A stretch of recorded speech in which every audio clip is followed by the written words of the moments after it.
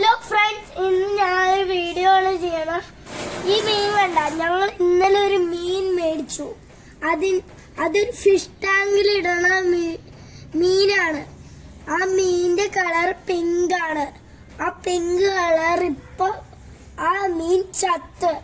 അപ്പൊ ഒരു pink colour മീൻ അത് ചത്ത്. എന്നിട്ട് ഡെഡ് ബോഡി താഴെയായിന്ന് ഇപ്പൊ മുകളിലോട്ട് വന്ന്.